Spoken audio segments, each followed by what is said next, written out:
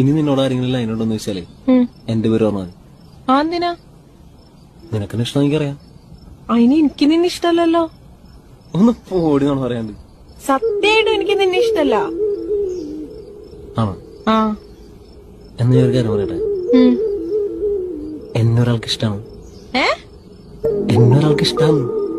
പിന്നെ എന്ത് ഒന്നുമില്ല.